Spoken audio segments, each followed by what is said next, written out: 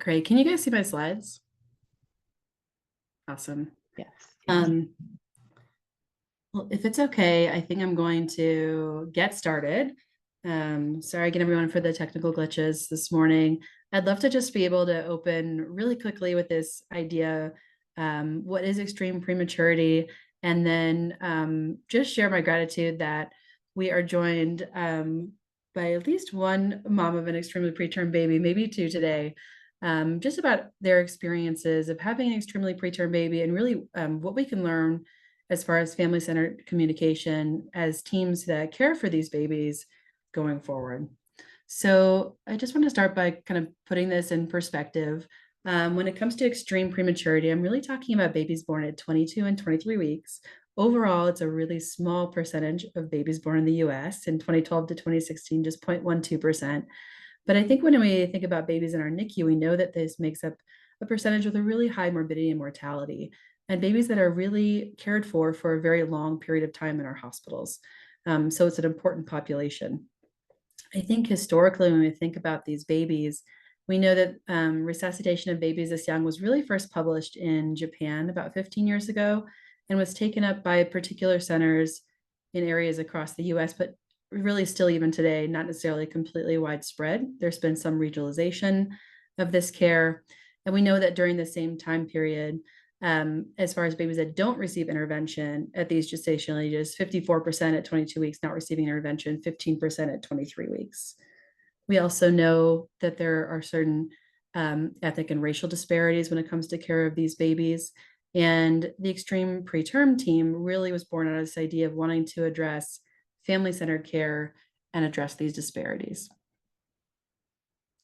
So just to put this in perspective, how very risky and sick it is to be born at these early ages. We know that the most current national data for 22-week survival, all comers 2013 to 2018 is 30% at 22 weeks and 55% at 23 weeks. So in Colorado, at the University of Colorado, we have come up with this extreme preterm team. It started in February of 2022. And we had three main goals. One was to really become a regional leader in the care of these babies. The second was really to improve health equity when it comes to care for these families and these infants.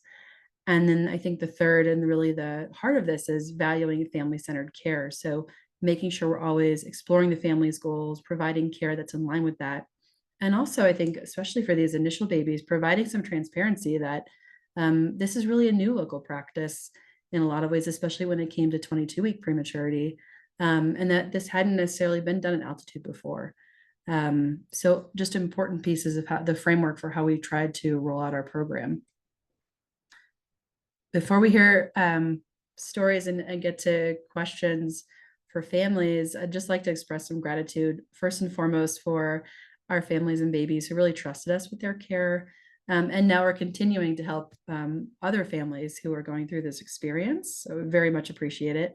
And of course, the really dedicated team of nurses, RTs, NMPs, pharmacists, dietitians, all of our fellows and neonatologists who work at university have provided so many hours of care for these families and babies. Thank you. And also to the Centers of Excellence who really shared their knowledge with us and experiences as we try to push the care of these babies forward. So that was introduction a little bit, very briefly, about extreme prematurity, about the goals of our team. I know I saw Stephanie Hauser first, and I'm just looking at the time, thinking about how to break this up.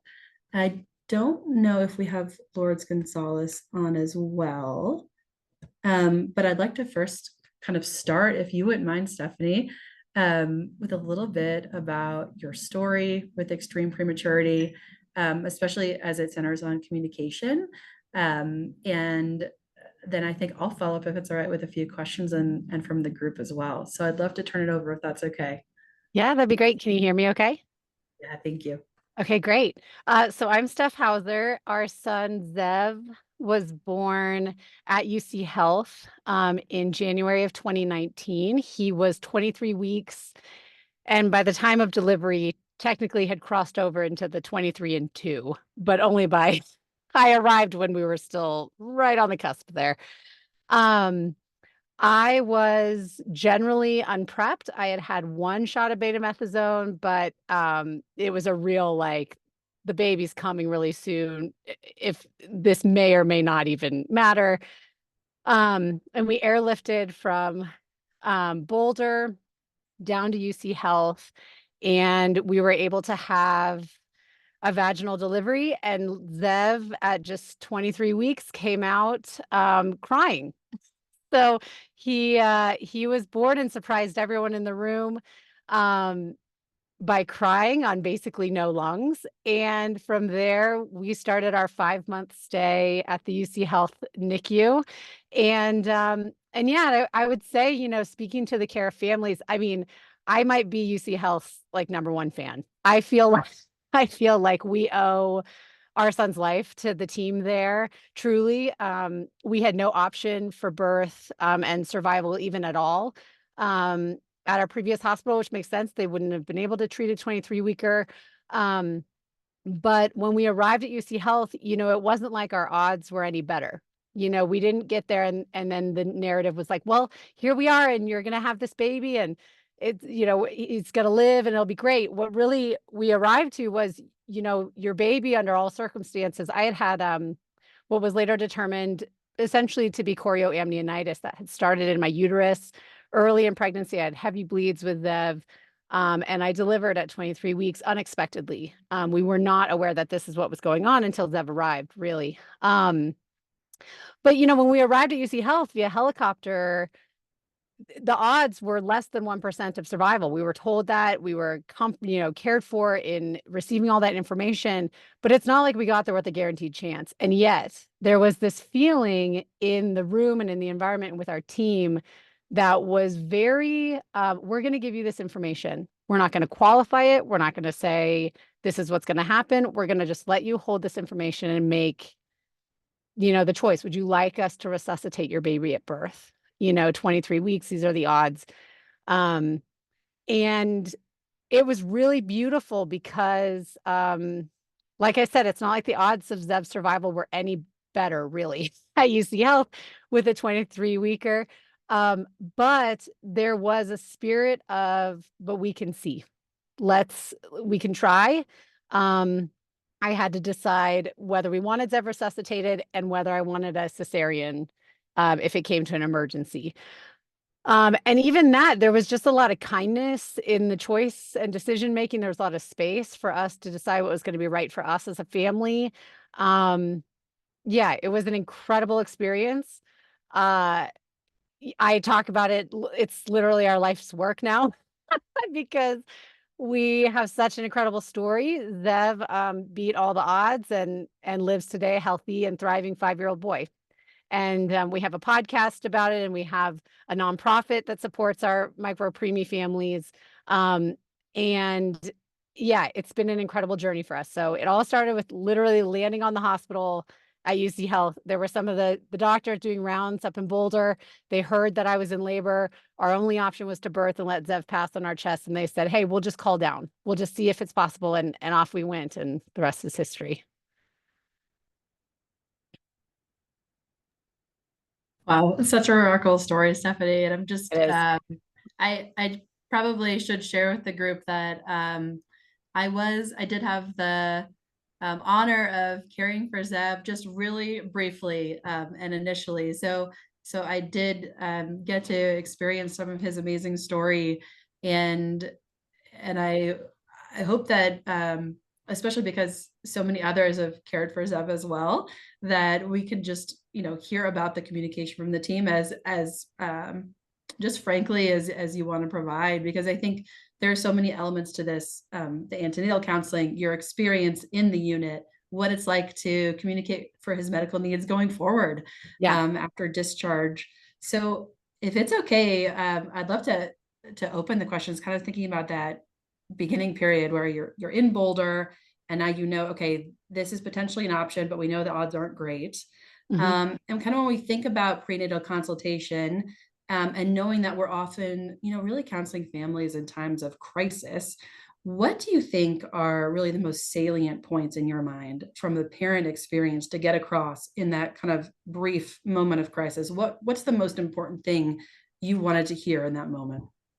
It's interesting because I was actually just talking to Dr. Barry about this on our podcast, the Zev Project, but we were talking about this idea of there seemed to be this unique sense in the room that gave us as a family, so Ben, my husband, and I, a sense of space to make a decision. So a lot of the times in the NICU, we talk about it a lot, like you're making these impossible decisions about your children. At one point, Zev, um, 2 weeks into life, he just completely tanked and it was over. And we had an option to give him dexamethasone, but everything else had been used. Zev was still failing. The writing was on the wall. We were saying goodbye. But the dexamethasone came with a really high risk of cerebral palsy, which was already a high risk anyway for a 23-weeker. We anticipated that Zeb would have cerebral palsy anyway. But this medication, we were told would have accelerated that, would have essentially wiped out so much of his brain function. And so we had to decide, are we willing to try it and sort of live this life of like a 95% chance of Zev never walking, never talking, never eating, never breathing on his own, all these nevers, or, allow him to pass peacefully, avoid this suffering. And in both instances, the team was able to hold the space for us to decide what was right for us and what felt important at that time. Now, for us, we did not, we hoped that Zeb would live. And I don't mean hope as a like, oh, we want this to happen. I mean it more of like, we found ourselves in a place of just saying, whatever happens, we're just going to believe that we can get through this. So whether Zev lives or dies or never, never, never, we believe that we will rise to whatever journey is put ahead of us. And we were willing to walk that road. And I say that's a choice, except in the NICU, most of the time it's not even a choice. It just is whatever's happening, right? So, when we got to the hospital the night of Zeb's birth, we didn't know that Zeb would come out crying. That we have it on video, and people are like surprised. Everybody in the room is kind of like, "Oh, like this kid is here," And and I think there's an element that we were offered by the team of, listen, we don't know all the outcomes. We don't know what is next for your son. We don't know if he's going to come out breathing or not. We don't, whatever. But we're willing to just sit here and do our best and show up for you in the way that you find best for your family. And for us, it was, we could see Zev on a monitor and we could hear that heartbeat. And we just thought, until that heartbeat stops, we have a chance. And it wasn't that life was the most important thing to us. I think a lot of people think that. They think about us if they're looking at our story like, oh, we only wanted life for him. What we did want that. We wanted our son. He was our baby. And even though he was small enough to fit into my hand, it's like we're looking at this fetus that is ours, but the reality of it is we were willing to let Zev pass. We believe in the dignity of death for our son. We believed in releasing the outcome, but we weren't willing to say, hey, this is the only option possible for him is death. We were willing to say, hey, if you're all willing to take us there, we're going to go right there with you. It felt very team oriented that we were all working for the betterment of our son. There was a lot of trust. I honestly, I said this to Dr. Barry. I don't know what the special sauce is at UC Health, but like it is unique to what you all do. Because there was immediate trust. There was no pushing of opinions. There was no, if your kid has CP, this is, the outcome you're expecting. It was just, hey, whatever happens next, we have the resources and the tools to help walk you through it. And we were able to say, okay, now we can make a decision. Now we can sort of sit in a place that wasn't so panicked, that wasn't so afraid of the outcome, right? We would always say to the doctors, anytime the team would say negative, it's not even negative, just information about Zev, and it was usually not great. Zev, a 23-weeker is no joke. I think people see Zev and they're like, oh, 23 weeks, like Zev is a very unusual outcome. He does not have cerebral palsy. He has a flow vent inhaler. and glasses. Like, and that's what Zev is walking around with. That's it from 23 weeker. And yet for us, people would say things like, oh, he's had two of the biggest level brain bleeds. His whole brain is wiped out at this point, whatever. We don't know, but we know it's bad. And we would say, okay, well, tell me what's good. And then it would be able to sort of balance that fear for us. And there was room in the interactions for us to ask questions, for us to be curious, we're in trauma too. Like we also were like, we might have been friendly and all this stuff, but like I look back at that mom and I'm like, oh boy, like I was, we're making friends in the NICU, we're walking around and meeting all the other parents, like we're forming all these bonds, like that's just who I am. But truly, we had the space to say, hey, we're going to grieve and we're going to hope in the same breath. And you all in the team allowed us to meet, you just met us in that place to say, we're right there with you. So however this goes, we'll tell you what we can, but we're going to hold that space too. We're going to let you hold all of those feelings and we're just going to walk with you as they come. I don't know if that's helpful. No, thank you so much. I think, you're talking about that dichotomy of balancing the hopefulness and the reality. And it's bringing the memories back from the team side of thinking about remembering when he really wasn't monitored and really not knowing what it was going to be like when he was delivered. And I think for those who have joined us who maybe don't have as much background with extreme prematurity, I think we all have this sense of as we drop down in gestational age, the risks get bigger. Not only, of course, for a baby's survival, but also for their developmental outcomes. But when it comes to these really early gestational ages, the sex of the baby and whether or not they've had steroids can play a huge role as well. So, I mean, when we think about a male baby unprepped at 23 weeks, it's just extremely risky, as you mentioned. And at that same time, not knowing and not having him monitor and come out and he cries for the team. And I remember his dad speaking his name over him. It was really important at that moment for him to hear his name.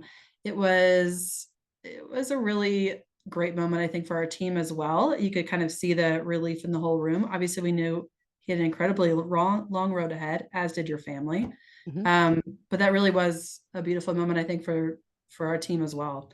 You mentioned a little bit about the kind of unique and heavy position that families are in who are facing resuscitation decisions, and maybe not even just that initial decision, but as you mentioned, with the steroids later. I think the literature around this would say we always hope to be joining with families and that's really a shared decision, that we help provide information and get values from the family and reflect that back regarding what path. But that's not always what we end up doing as teams. And that could be really hard because families can either be left feeling alone in their decision or as if a team is making the decision, neither of which is really what we're necessarily aiming for. And some families will discuss, well, there's past experiences with family members with medical problems or hopefulness or, information they got, whether it was from other people or from technology or even their own spirituality. What do you feel like as far as wrestling with some of these decisions was really important for you, and how can our team support that?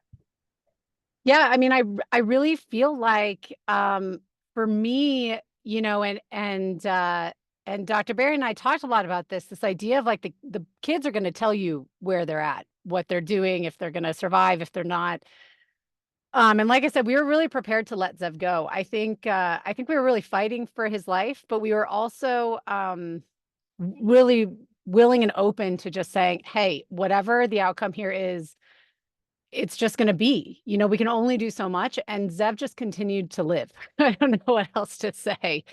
I will say that that night was fascinating because I think there's something about like when we did speak Zev's name and we said, Zev, we hear you.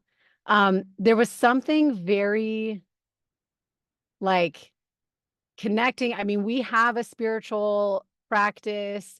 Um, I believe in miracles and stuff, but that's kind of what the tell me what's good thing would do. We would be like, okay, everything is falling apart. So I'm just going to ask what's good. And whether we decide to turn off Zev's machines or keep them going, we're going to just have more balanced information in our hearts. There's not this fear of what the outcome would be anymore, because now instead of fear driving the bus, it's just hope, possibility, what could be instead of what would be.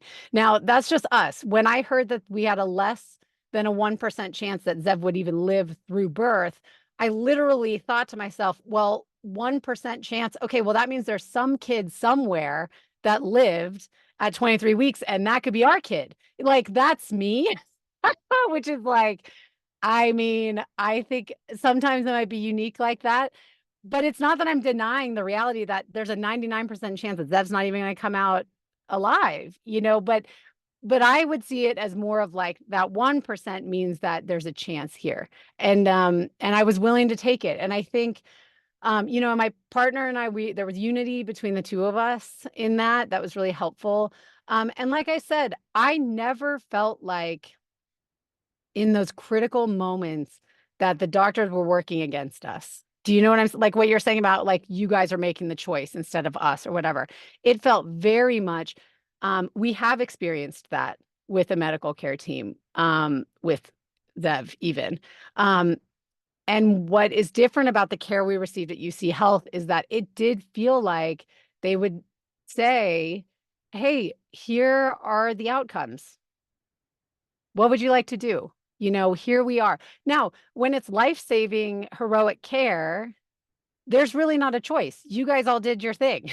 Thank God, because Zev's alive today because of it. We didn't have to shoulder that. Now that we're past this experience and I'm actually getting feedback from our nurses and friends at that time and our staff, I mean, you guys were showing us a little bit of what was going on. I mean, there were times Zev's bagged, you're trying to get him resuscitated, all this kind of stuff. And we're like, here's hoping, but like so much is happening and you all just showed up when Zev was fighting for his life. I mean, he was sitting at 24% O2, like just for like forever. I mean, that could be brain damage. That's everything. I mean, Zev's body is failing. He's dying. And we are standing there and we are like warring for this little kid's life.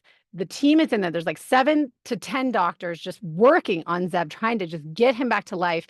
Nothing is happening. Nothing is happening. I feel like we experienced a miracle that night, but like it was not us alone fighting for our child. The whole team felt like they were for us. Whether Zev lived or died, it was like we felt that from other people in that hospital saying like, if you are going to go for life for this child, then we are going to go all in too.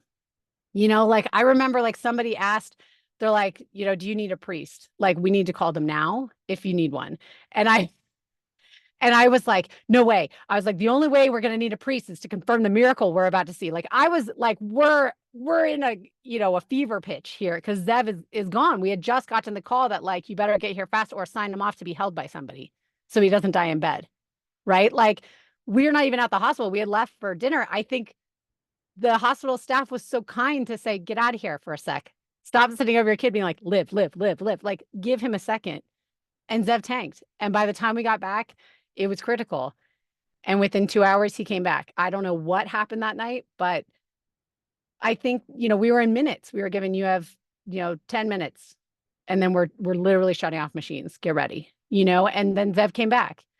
But I think there's this sense of togetherness, this space of saying like, we get all the information. When I would ask, tell me what's good, I would get good. I would say, okay, Zev's had these brain bleeds. That means he could have 0 motor function. We don't know. We won't know. Okay, well, what's good? And the doctor says, well, he was born at 23 weeks and had these brain bleeds versus he was born at 27 weeks and had these brain bleeds. Like his neural pathways haven't even connected, maybe. Like, we don't know. That feeling of we don't know. I mean, to us, that's where all the possibility lived because it felt human to us. It felt real. It felt like, hey, we are all looking at this baby and saying like, this may be really challenging down the line, but we won't know till we get there. And there's a lot between now and then. So I don't know if that helps answer your question, but. No, I really, thank you. Hearing you describe the multiple times where you're living in this gray zone of really not knowing what the future holds. Even it sounds like, minute to minute, hour to hour. I'm trying to imagine as a parent that you have a baby in an incubator. It's just so different than how you've imagined or experienced with other children, really motherhood. Um, was there anything in particular that we were able to do as far as your interaction with Zev or words that were used that really helped you feel like a parent in those moments?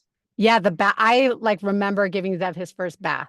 I remember Ben was able to give Zev his first bottle, right? So there are these little moments as a parent. We had had other children. We had twins before Zev. And we actually had one after. I mean, because we like to roll the dice, I guess. But we had kids at home. I think about all those parents who are first time parents sitting in the NICU. Um, it's the really little things that one of the doctors told us. They said, "Hey, you being here is really important because you're the only safe voice to Zev. You're the only safe touch. You're the only safe presence. He knows your voice from being in utero.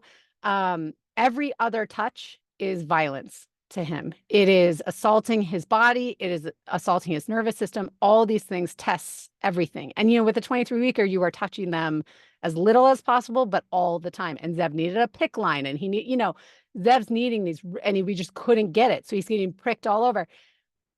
And the reality of it is, when I heard that like, hey, you're really important. You may seem like you can do nothing here because we could barely, we could put one finger on Zev and just hold it for 5 seconds. And then that was it, or whatever.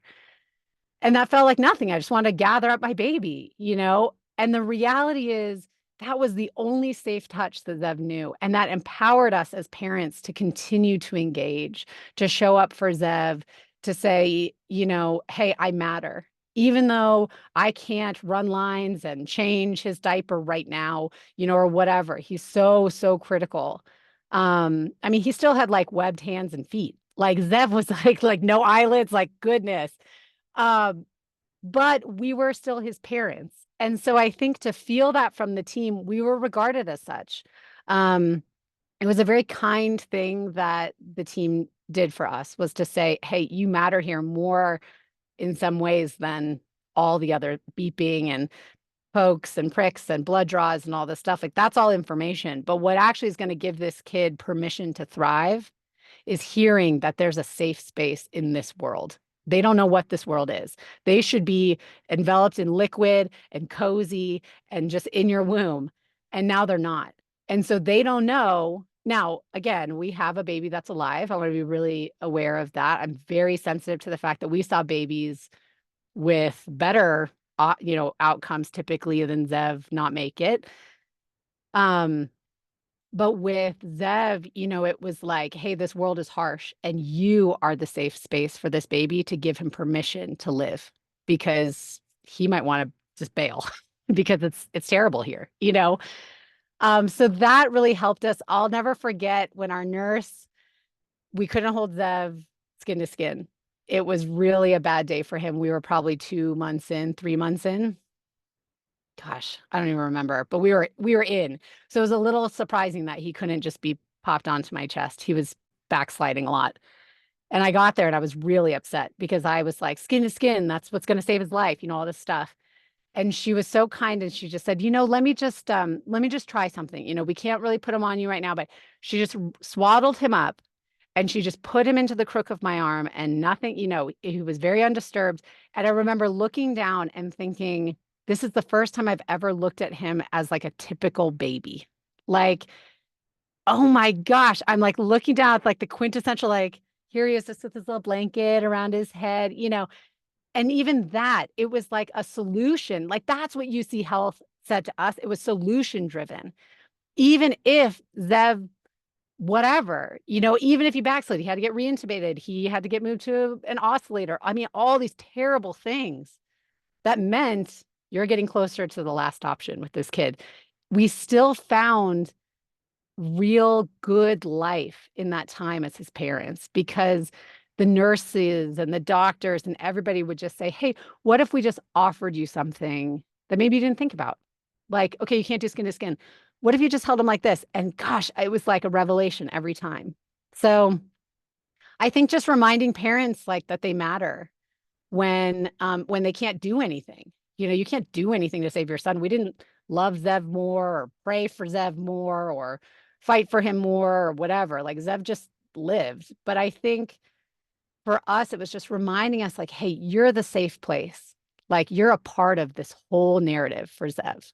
You know, that's really important, I think, for a parent. Thanks for that really important reminder for all of us. I mean, finding the beauty of parenthood, even in these most extreme situations.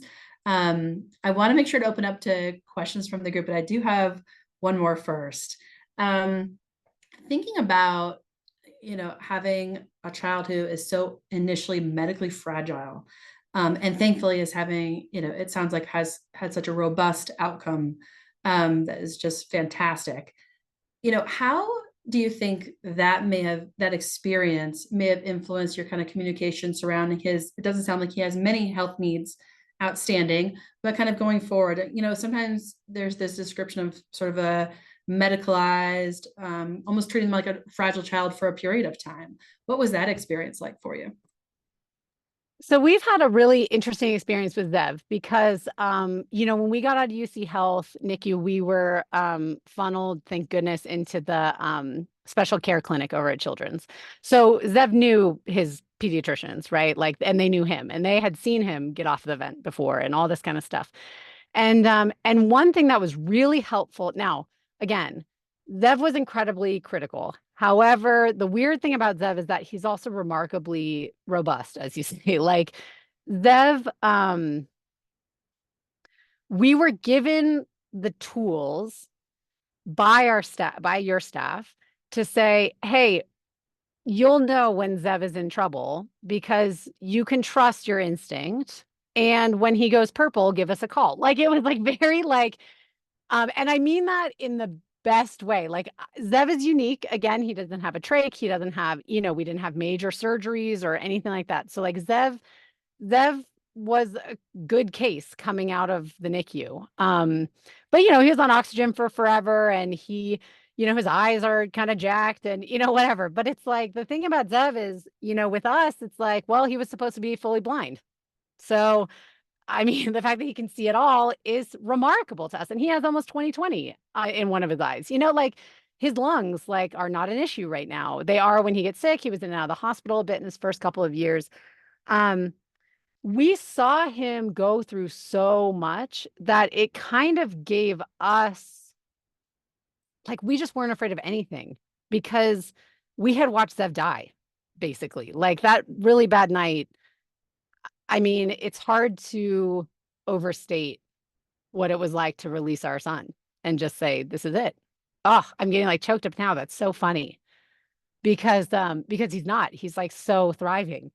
But like we had seen a miracle with Zev. And so we just didn't feel afraid of whatever, anything that we got was a win with Zev. It didn't matter if he had oxygen forever, it didn't matter. And that's like, we're creating a space through our nonprofit where whatever these outcomes are, these kids can come and thrive. Because I think parents think my kid will never thrive if they have severe cerebral palsy. Or what does it mean that my son has a trach or my daughter, is blind? We're creating these accessible spaces so that parents can say, well, hey, let's just take that off the table because whatever comes, like there's a place for us. And we got that with Zev through our care team to say, hey, you can trust yourself with Zev's care. You have a team behind you that will know what to do if you need us. It allowed us to mature as parents of a medically complex kid. There was a lot of hand holding if we needed it, and a lot of sort of release if we wanted to just sort of see how there was always just a net to fall back on. But with Zev, what's interesting is that we have had to advocate in a different way, which is people see his chart and they say, well, this is the healthiest 23-weeker we've ever seen. You don't need us. And we're like, well, we still need therapies. We still need support, so we actually kind of have a different sort of swing is that Zev is so healthy. Hallelujah. Like whatever, who cares? He's so healthy. I don't care. We could never see another specialist again. Doesn't matter to me.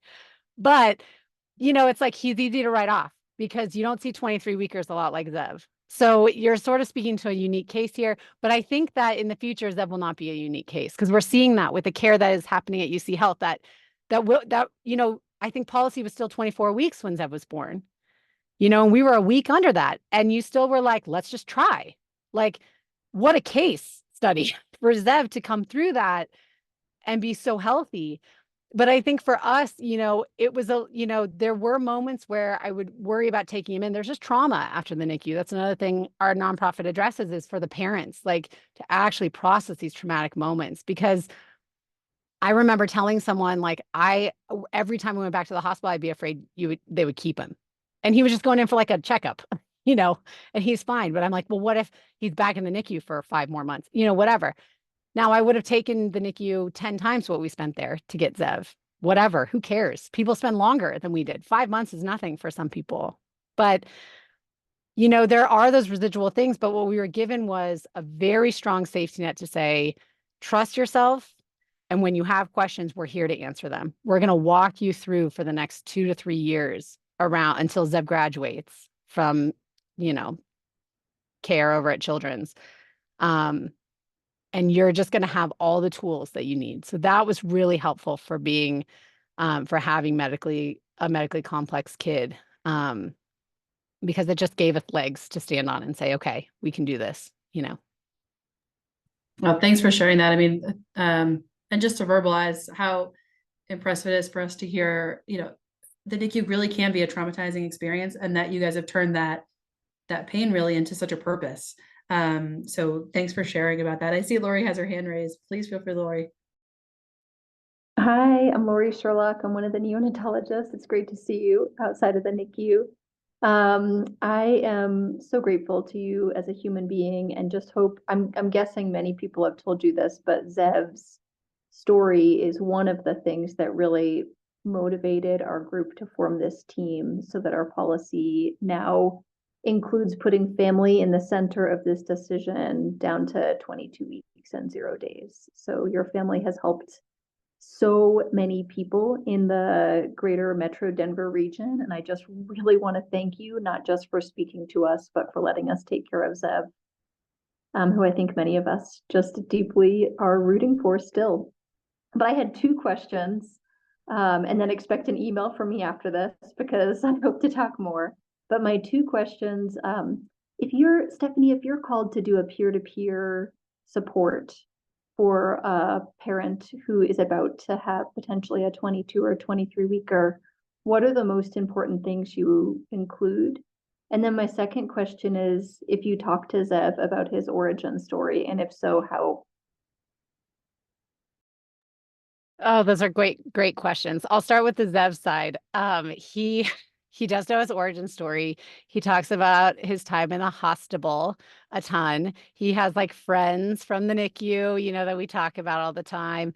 As he's grown, it's hard. Ben and I often talked a lot about sharing Zev's story when he can't decide if that's okay or not.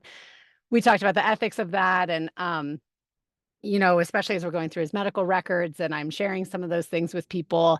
And yeah, we do talk to Zev. It was cool too, because I also believed people were like, well, what if you're making this big thing about Zev? What about your other kids? What about, how are they going to feel? And I just believed that, so like part of my belief structure is that like whatever feels like it's being taken away is just going to be fulfilled 10 times from now. And I just believed that about our family, that the twins would feel in communion with Zev, that it would be this like really unique whole family experience, which again is something that is coming out of stuff with 4, though. That's like, you see siblings of these medical complex kids come to our events, and they get to connect with each other when like their little sibling can't go anywhere. They're going to hospital stuff all the time. They can't really, it can take a lot from a family. And so we want to do what we got with Zev, which was say, hey, we're going to share Zev's story with Zev, with his siblings, with other kids, so that they can see like, oh, there's like fullness here. It's not that I don't get to go to that birthday party because I could get sick and then my little sister could get sick.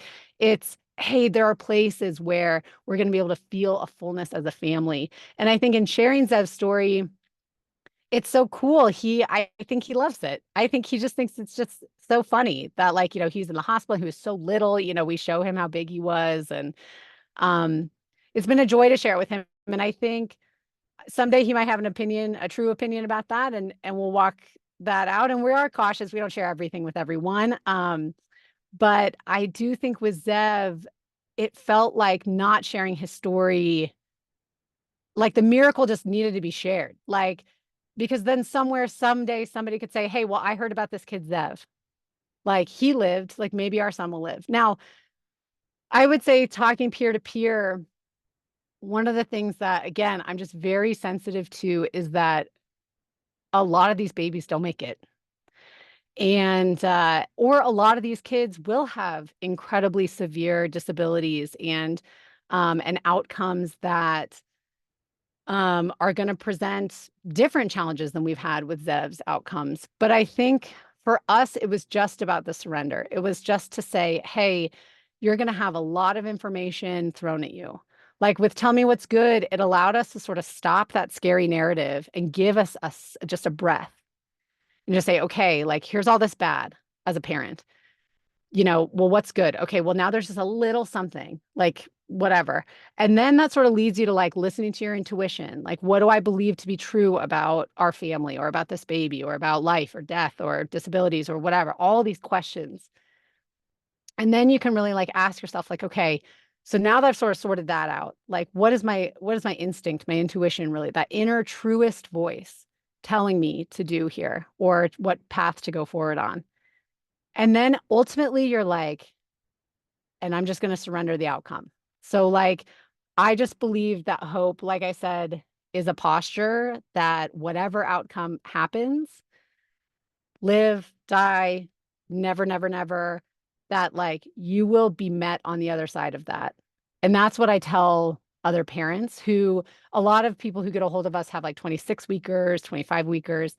Um, and they're reaching out to say like, well, what did you do when this happened? And we always just are like, we just surrendered to say, whatever comes, we're going to be able to walk it. Whatever happens, there's going to be like love that's going to meet us on the other side of this. And so it's really just about trusting that intuition, listening to that inner voice, getting rid of all the like noise and just saying like, hey, what's the truest thing for me? What can I live with? Like, it's not a right or wrong decision to pursue life. Like that, I think sometimes people try to say, like, oh, you did the right thing because Zev's alive. Like, well, Zev just as easily could have not been alive. There's no right or wrong in an impossible choice. But there was an opportunity to just say, hey, I'm going to just let go of my expectations for what can happen. And when we did that, we were met with a greater sense of love and care and understanding of what we are and aren't capable of. And that's what I would say to peer is just like, hey, what's your truest voice telling you? Honor that, listen to that, and just let go of what your expectations are of the future. They could be better than you even imagine. They could be more full of grief than you even know. But like those things can coexist together too. I don't know if that helps. It's a lot of blah, blah, blah, but it worked for us.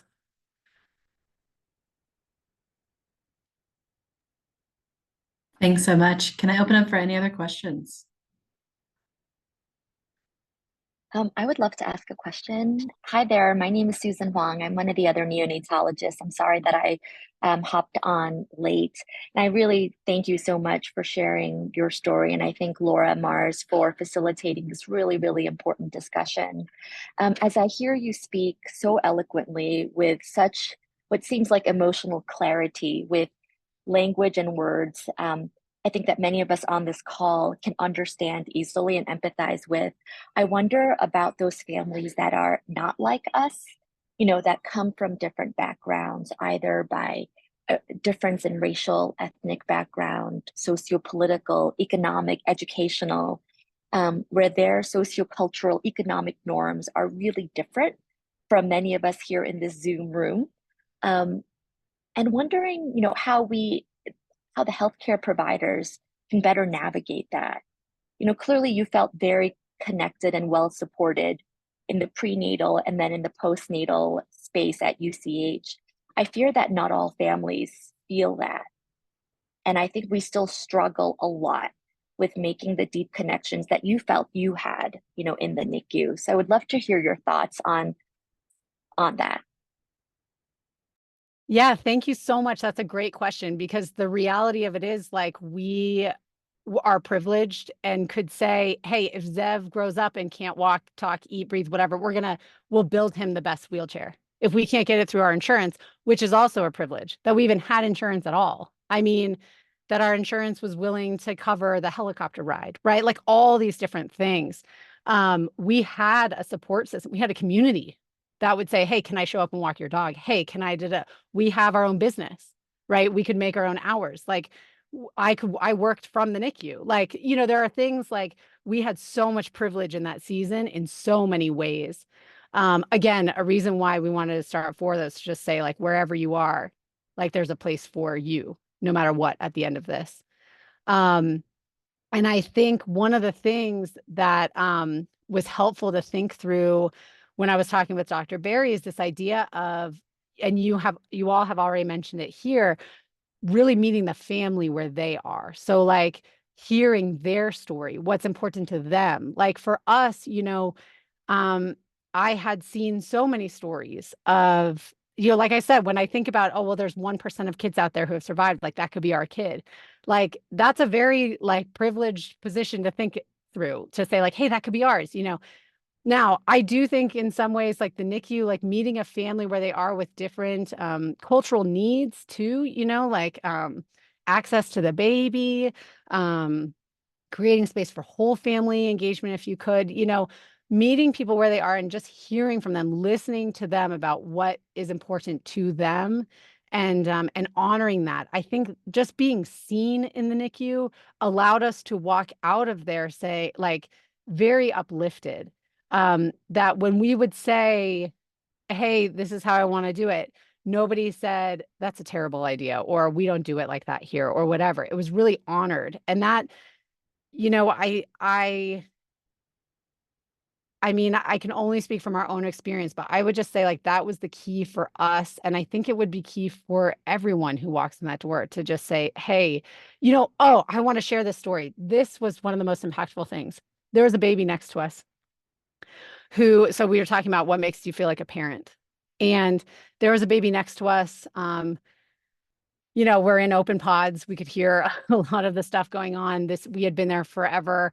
This baby comes in, they're detoxing. It's all this really rough stuff. Parents are coming in and out. I'm chatting with the parents, or, the grandparents or whatever. And there's this custody thing and, who's going to take the baby, and the mom's not allowed to see it, da, da, da. And then the birth mother came in and she was so sweet. And I was just like, um, gosh, I was just touched by the fact that she was there, that she could be there, because she had also gone through her own process to be able to get into those doors.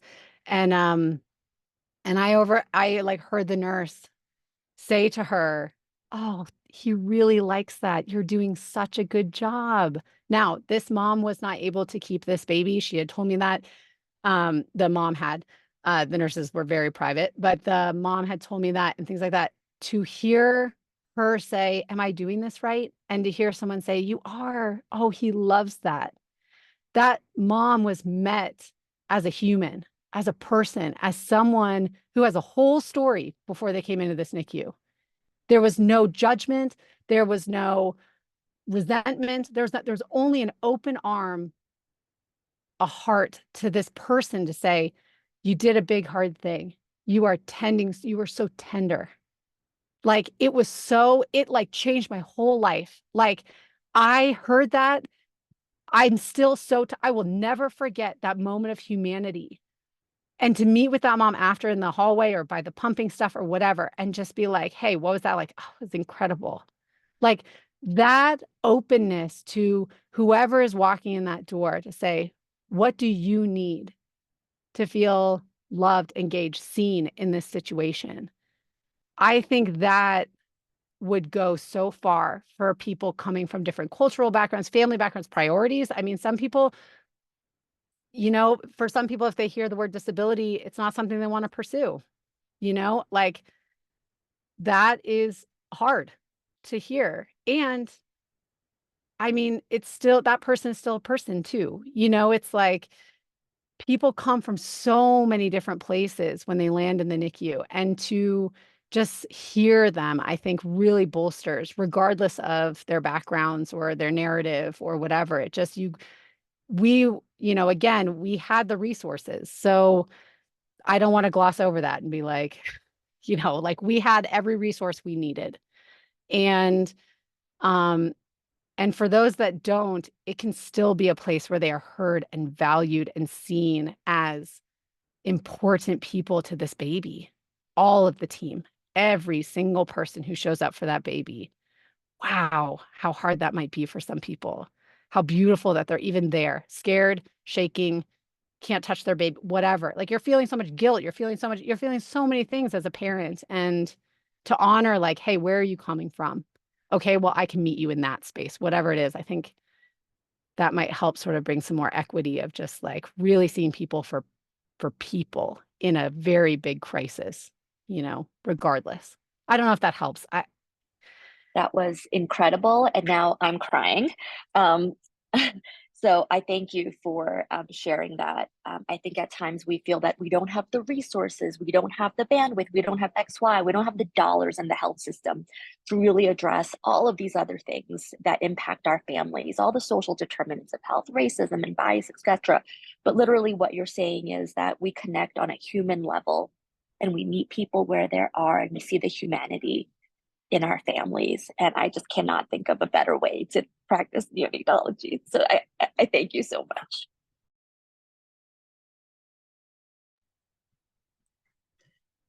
I know we're running over, you guys, and I also know we started a little late. But I just want to make sure to thank Stephanie. I'm just so grateful to you, and grateful for what we've learned from Zev.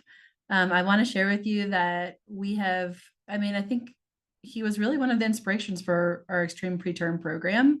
And we've had 24 babies on our protocol since 22. And I'm just really proud of the team and very grateful to everyone. So thank you so much for sharing your story so eloquently.